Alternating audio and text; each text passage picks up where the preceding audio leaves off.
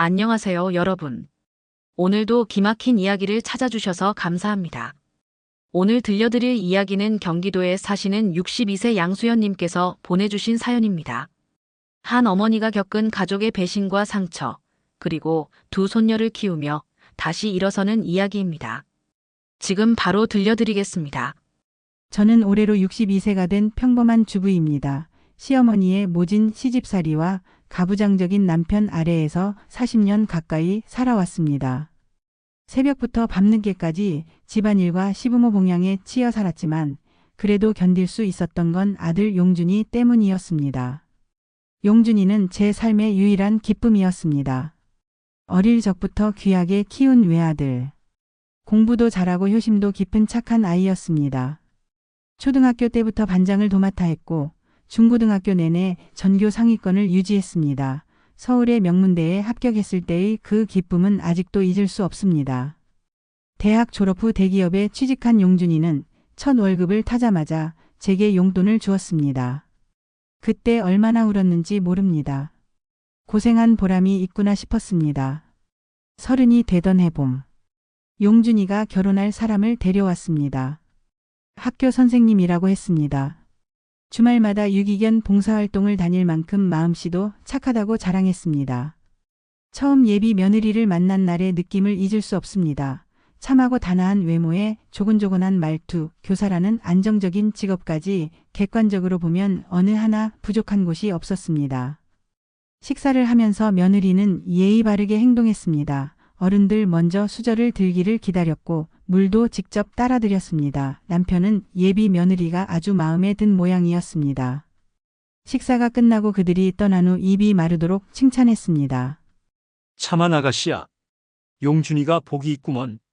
하지만 저는 왠지 모르게 불안했습니다. 며느리의 눈빛에서 묘한 차가움을 느꼈습니다. 웃을 때도 눈은 웃지 않았습니다. 어딘가 모르게 계산적이고 속을 알 수 없을 것 같은 느낌이었습니다. 얌전하고 착한 모습 이면에 무언가 어둡고 찝찝한 기운이 느껴졌습니다. 그날 밤 남편에게 조심스럽게 말했습니다. 예비 며느리가 왠지 불안하다고. 하지만 남편은 제 말을 일축했습니다. 쓸데없는 소리 하지 마. 그렇게 좋은 며느리를 어디서 또 만나겠어?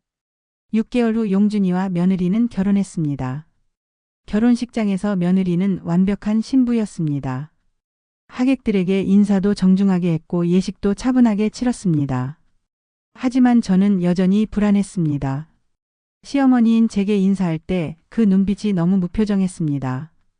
결혼 첫 해에 첫째 유나가 태어났습니다. 용준이는 딸바보가 되었습니다.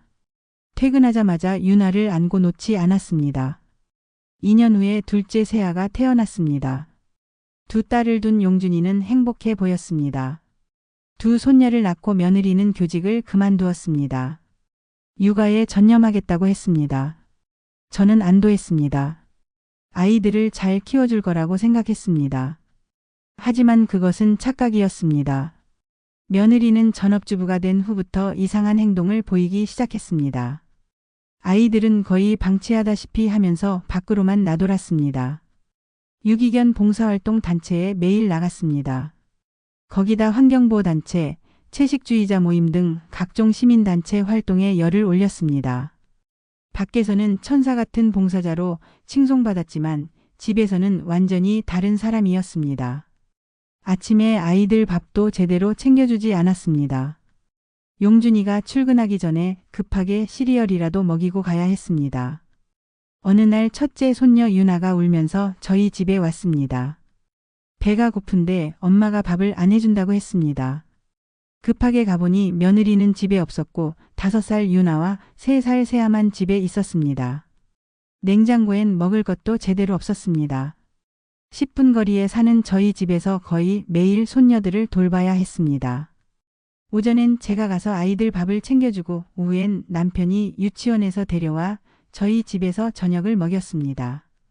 용준이는 회사 일로 바빴지만 주말엔 아이들과 시간을 보내려 노력했습니다. 하지만 며느리는 주말에도 봉사활동을 간다며 나갔습니다. 용준이가 항의하면 며느리는 이렇게 대답했다고 합니다. 나도 내 삶이 있어.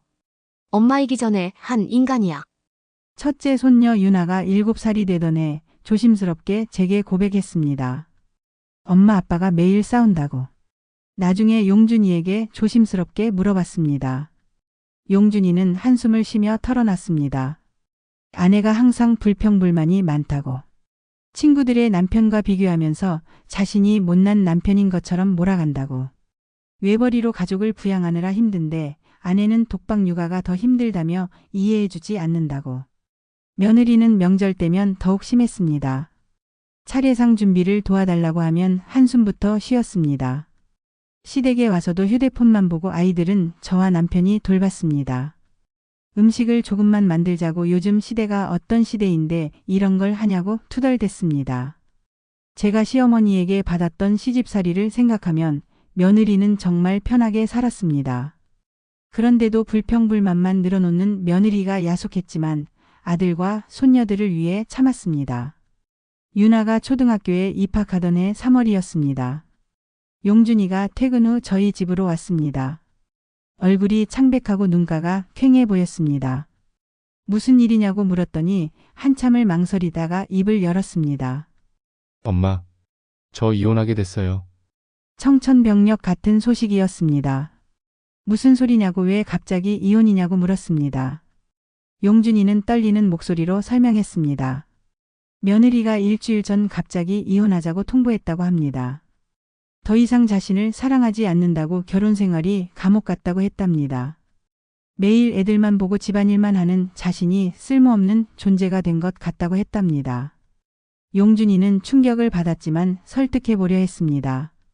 아이들을 위해서라도 다시 생각해보자고 부부 상담이라도 받아보자고 했습니다. 하지만 며느리는 단호했습니다. 이미 마음이 떠났고 더 이상의 대화는 필요 없다고 했습니다. 가장 충격적인 것은 며느리가 아이들을 포기했다는 것입니다. 양육권을 주장하지 않겠다고 아이들은 아빠와 사는 게 낫겠다고 했습니다. 용준이가 이유를 묻자 이렇게 답했다고 합니다. 난 엄마로 사는 게 맞지 않는 것 같아. 아이들도 나보다 당신이랑 있는 게 더 행복할 거야. 이혼 과정은 일방적이었습니다. 며느리는 재산 분할로 아파트 전세금의 절반과 예금의 절반을 요구했습니다. 용준이는 아이들을 지킬 수만 있다면 뭐든 주겠다고 했습니다. 그렇게 한 달 만에 이혼이 성립됐습니다. 며느리는 짐을 싸면서도 태연했습니다. 아이들에게 작별 인사를 할 때도 눈물 한 방울 흘리지 않았습니다. 마치 잠시 여행이라도 가는 것처럼 가볍게 인사하고 떠났습니다. 시부모인 저와 남편에게는 인사조차 하지 않았습니다. 그동안 손녀들을 돌봐준 것에 대한 감사 인사 한마디 없이 그렇게 우리 가족을 떠났습니다. 이혼 후 용준이는 완전히 무너졌습니다. 회사도 제대로 나가지 못했습니다. 깊은 우울증에 빠져 정신과 치료를 받아야 했습니다. 항우울제를 복용하면서도 불면증에 시달렸습니다. 1년 동안 몸무게가 15kg나 빠졌습니다. 뼈만 앙상하게 남은 아들을 보며 가슴이 찢어졌습니다. 용준이는 자신이 뭘 잘못했는지 끊임없이 자책했습니다. 아내에게 더 잘해주지 못한 것을 후회했습니다. 가장 안타까운 것은 두 손녀였습니다. 유나와 세아는 엄마가 떠난 후 한동안 매일 밤 울었습니다. 특히 막내 세아는 엄마를 찾으며 밤새 보챘습니다. 6살밖에 안 된 아이가 엄마 없이 잠들어야 한다는 게 얼마나 가혹한 일인지 모릅니다. 유나는 더 마음이 아팠습니다. 8살이면 어느 정도 상황을 이해할 나이입니다. 엄마가 자신들을 버리고 떠났다는 사실을 알고 있었습니다. 하지만 아무에게도 속마음을 털어놓지 않고 혼자 삭혔습니다. 동생을 달래고 아빠를 위로하는 어른스러운 모습이 더 가슴 아팠습니다. 학교에서 가족 그림을 그릴 때 유나는 엄마를 그리지 않았다고 합니다. 선생님이 엄마도 그리라고 하자 우리 집엔 엄마가 없다고 답했다고 합니다. 그 이야기를 전해 듣고 얼마나 울었는지 모릅니다. 며느리는 이혼 후 단 한 번도 아이들을 찾아오지 않았습니다. 생일이나 어린이날에도 연락 한 번 없었습니다. 양육비조차도 한 번을 보내지 않았습니다. 마치 처음부터 아이들이 없었던 것처럼 살았습니다. 이혼한 지 2년쯤 지났을 때였습니다. 동네 미용실에서 충격적인 이야기를 들었습니다. 미용실 원장이 조심스럽게 물었습니다.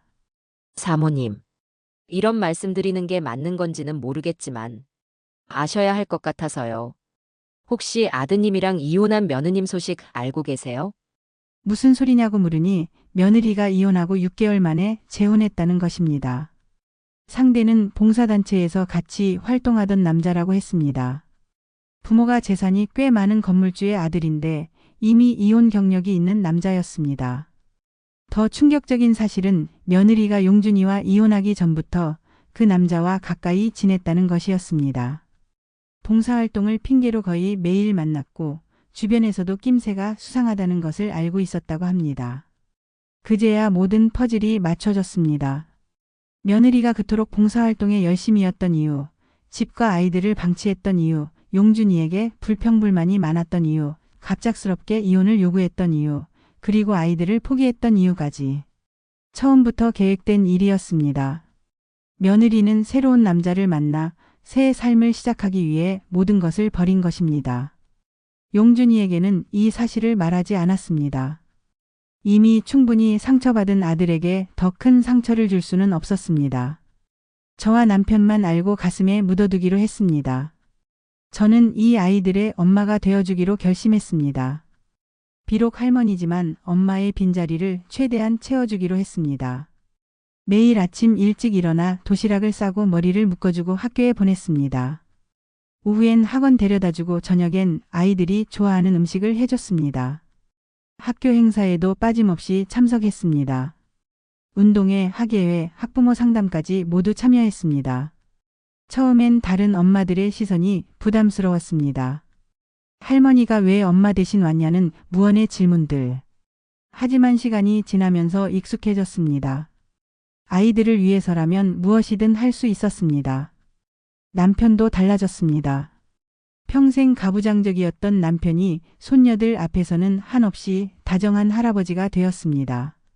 매일 저녁 동화책을 읽어주고 주말엔 놀이공원에 데려가고 아이들과 시간을 보내는 것을 최우선으로 생각했습니다. 용준이도 조금씩 회복하기 시작했습니다. 아이들을 위해 살아야 한다는 책임감이 그를 일으켜 세웠습니다. 우울증 약을 끊고 운동을 시작했습니다. 체중도 어느 정도 회복했습니다. 이혼한 지 2년 반이 지났을 때였습니다. 용준이에게 갑자기 며느리에게서 전화가 왔습니다. 용준이를 만나고 싶다고 했습니다. 용준이는 거절했지만 며느리는 계속 연락했습니다. 할 말이 있다며 한 번만 만나달라고 애원했습니다. 결국 용준이는 마지못해 만나기로 했습니다. 그날 저녁 용준이가 집으로 돌아와 충격적인 이야기를 들려줬습니다. 며느리가 임신한 상태였다는 것입니다. 재혼한 남편의 아이였습니다. 그런데 그 남편과 사이가 틀어졌다고 했습니다. 더 충격적인 것은 며느리의 제안이었습니다. 다시 용준이에게 돌아오고 싶다는 것이었습니다. 자신이 잘못했다며 용준이가 얼마나 좋은 남편이었는지 이제야 깨달았다고 했습니다. 용준이는 어이가 없어서 말이 나오지 않았다고 합니다. 자신과 아이들을 버리고 떠난 사람이 이제 와서 다른 남자의 아이를 임신한 채로 돌아오겠다니. 당연히 용준이는 단호하게 거절했습니다. 이미 끝난 일이고 다시 시작할 마음이 없다고 했습니다. 무엇보다 아이들을 생각해야 한다고 했습니다. 며느리는 포기하지 않았습니다. 계속 연락하며 사정했습니다. 그러다 전략을 바꿨습니다. 유나와 세아를 만나고 싶다고 했습니다.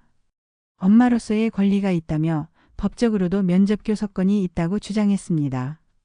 필요하면 법원에 신청하겠다고 협박했습니다. 용준이는 분노했습니다. 2년 반 동안 한 번도 찾아오지 않았으면서 이제 와서 무슨 자격으로 아이들을 만나겠냐고. 아이들이 겨우 안정을 찾았는데 다시 혼란스럽게 만들 수 없다고 했습니다.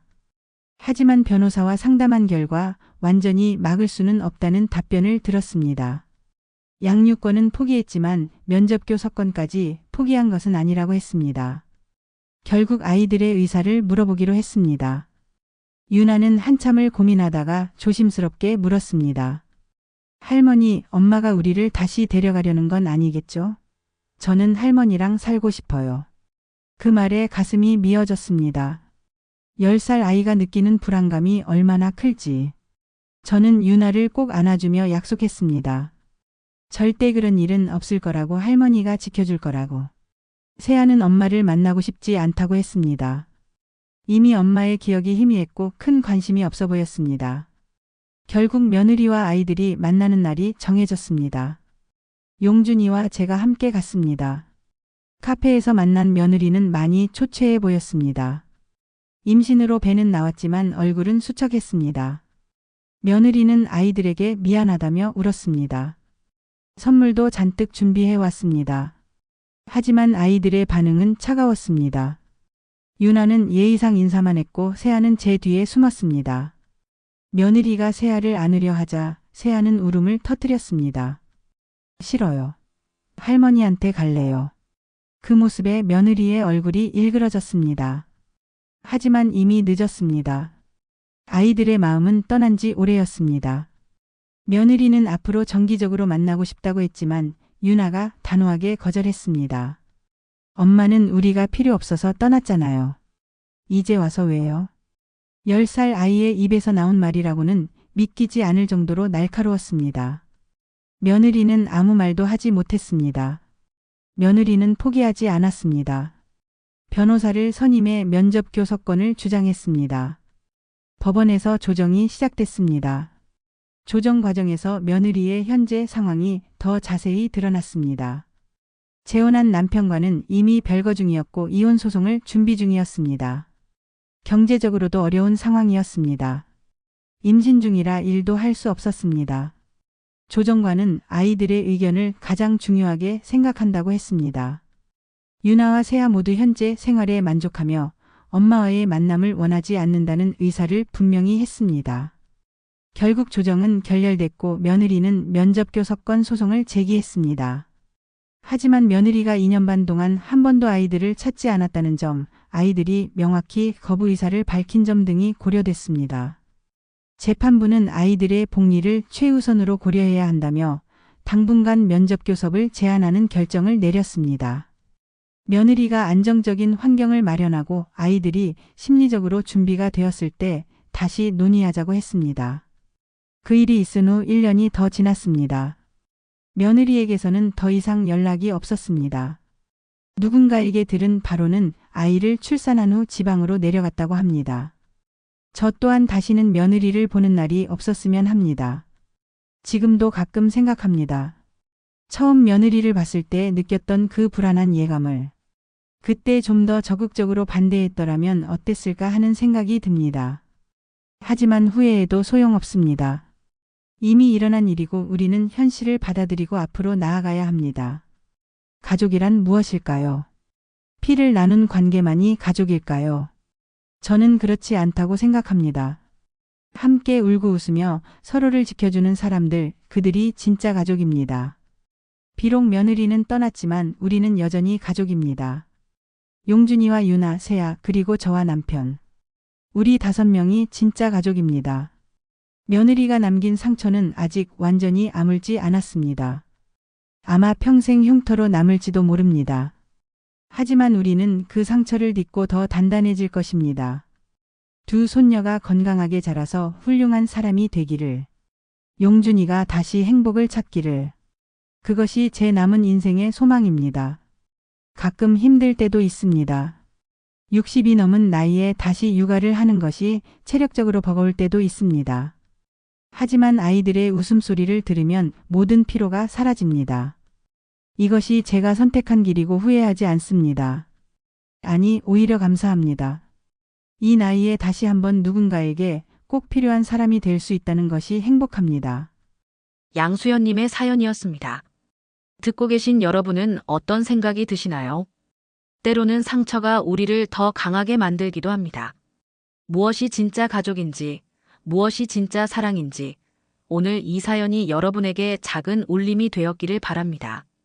어떤 형태의 가족이든 서로를 아끼고 지켜주는 마음만 있다면 그것으로 충분합니다. 다음 시간에 또 다른 사연으로 찾아뵙겠습니다. 시청해주셔서 감사합니다.